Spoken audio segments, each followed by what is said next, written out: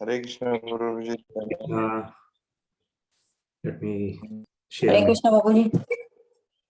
Hare Krishna, Dandavat Pranam.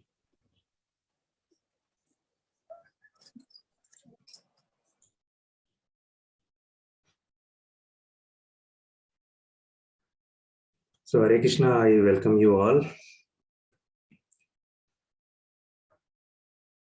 So let's take the blessings from our deities. Jai Jagannath Baldev Subhadramai ki Jai. Gaur Nitai ki Jai. Vaman Dev ki Jai. Pashuram Bhagwan ki Jai.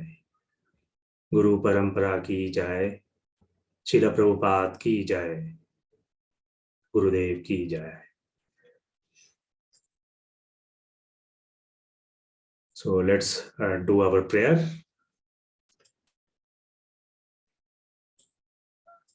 Om Agyana Timirandhasya Gyana Jana Shalakaya Chakshurunmitam Mena Tasmai Sri Guruve Nama Namo Om Vishnu Padaya Krishna Pishtaya Bhutale Srimati Bhakti Vedanta Swamini Tinamini Namaste Sarasati Deve Gauravani Pracharini Nirvishesha Shunnavadi Paschata Deshatarini Jai Sri Krishna Chaitanya Prabhu Nityananda Shri Advaita Gadadhara Shivasadi Gaur Bhaktavinda Hare Krishna Krishna Krishna Hare Hare Hare Rama Rama Rama Hare Hare. So we are in chapter number 2, contents of Gita summarized, and today we are seeing shloka number 32, verse 32 of chapter 2 from Bhagavad Gita. So previous shloka we saw Krishna trying to convince Arjuna that all the assembled people in this battlefield, including Bhishma Dev, Drona, Arjuna himself, they are souls, not the body. So fight with them, because Arjuna was not ready to fight. So Krishna is trying to convince him. So we all are eternal souls and will continue to live even after the death of the body. So after understanding this, that we are not the body but soul, how do we act? So Srila Prabhupada says there are 2 types of swadharma, self-duties. What are those? The first one is duties at the platform of the body. And number 2 is duty at the platform of soul. So duties at the platform of body is temporary. It gives temporary benefit. Whereas the duties at the platform of soul will give permanent benefit, because soul is eternal.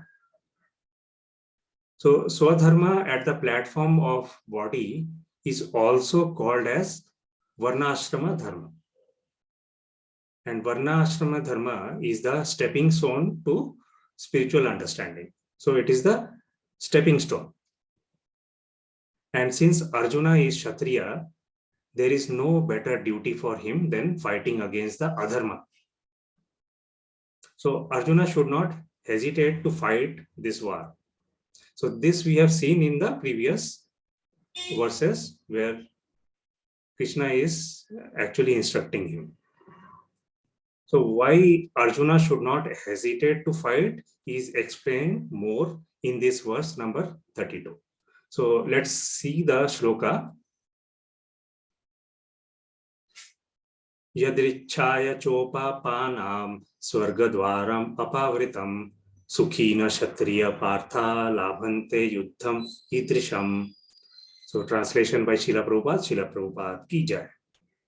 O Partha, happy are the Kshatriyas to whom such fighting opportunities come unsought, opening for them the doors of the heavenly planets. So Yadrichaya means by the course of nature, Chopapana is arrived. So the first line means by the arrangement of nature if the war appears. And in the second line, it says that opens the door for heaven. Swargadwaram apavritam. So religious war, which comes by its own nature, that kind of war opens the door of heaven. And for whom? That is described in the third line. Sukhina Kshatriya Partha. For the Kshatriya who will be engaged in this war, Kshatriyas will be very happy. Labhante Yuddham Idrisham. Why happy? So in line number 4, because they will attain heaven. So as per Kshatriya, as per the Shastra, Kshatriya attains heaven in 2 ways. What are those 2 ways? If they do punya karma, pious deeds, or they fight the religious war. Now we may wonder why Krishna is glorifying Swarga, why he is, trying to talk about heavenly, going to the heavenly planet. So far from our philosophy, we understood that topmost happiness is going to Vaikuntha or Goloka, right? Then why Krishna is glorifying heaven planet? Because if you see, so far Krishna is talking about Karma Yoga. He has not talked about Bhakti Yoga so far. Right? So going to heavenly planet is only for material enjoyment, that we all know, which is again temporary. But Bhakti Yoga is much higher principle. And we see that in Mahabharata is more focused on Karma Yoga. So that is the reason Krishna is talking about heavenly planet here. If you do your prescribed duties, you will get heavenly planet. So if you see here, Krishna is giving Arjuna step-by-step journey. So he started with Karma Yoga. Like if you see in school, we all have to study first pre-KG before going to primary or higher classes. Similarly, Krishna is started first talking about the Karma Yoga. So, which is the stepping stone. So let's see what Srila Prabhupada says in this purport. So in this purport, if you see, Lord Krishna first condemns Arjuna's attitude. As supreme teacher of the world, Lord Krishna condemns the attitude of Arjuna, who said, I do not find any good in this fighting. We will cause perpetual habitation. Perpetual means everlasting habitation in hell. So this is the mindset of Arjuna. He is thinking that if I fight this war, if I kill my personalities like grandfather and guru like Drona, I will go to hell. So such statements by Arjuna were due to ignorance only. He wanted to become non-violent in the discharge of his specific duty. For a Kshatriya to be on the battlefield and to become non-violent is a philosophy of fools. Because Kshatriya's duty is to fight. So what is Kshatriya's dharma actually? So in Parashara Smriti, Parashara says, Parashara is the great sage and father of Vyasadeva. He says, the Kshatriya's duty is to protect the citizen from all kinds of difficulties. And for that reason, he has to apply violence in suitable cases for law and order. Therefore, he has to conquer the soldiers of inimical kings. And thus, with religious principle, he should rule over the world. So not like presently we are having the war between Ukraine and Russia, right? Their motive is only to fight for political reasons, for their own benefits. They are not worried about the common people.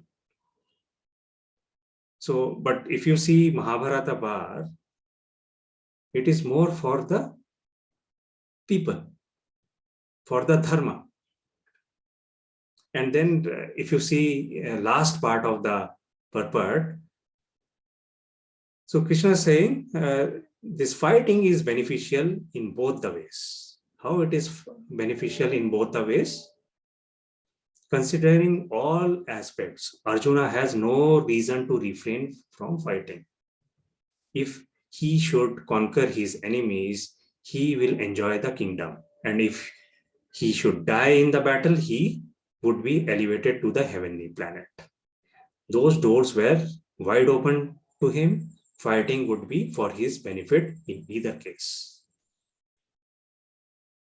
So he is telling Arjuna that, see, if you fight, whether you win or you lose, both way you will actually benefit. If you die in this fighting, what will happen? You will get a heavenly planet. So heavenly planet, one can enjoy more, but material things. So he's saying, even if you die, you will get the heavenly planet, you will have more material enjoyment. And if you win, then you can enjoy this kingdom. So in both the cases, it is benefiting you. But if you don't fight, then you will get a sin. Why? Because you are not doing your duty. So remember, we talked about Swadharma. So likewise, everybody in this world is having his Swadharma. And we have to understand that this Swadharma is in the two platforms. One is in the material, one is in the spiritual platform. And in the material platform, it will be temporary. Like every day you are going to your job, doing your duty, you are earning money, or Matajis are going to kitchen, preparing food. Okay, so these are Swadharma in the material platform, and this will be temporary. But the eternal dharma, I mean eternal, in the eternal platform, so we discussed that how the Swarup Dharma in the eternal platform will be permanent. So this we should remember.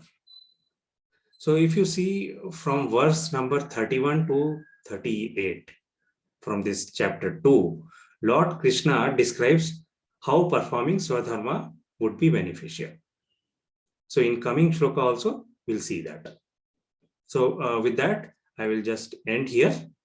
If you have any additions or correction, please, you can add.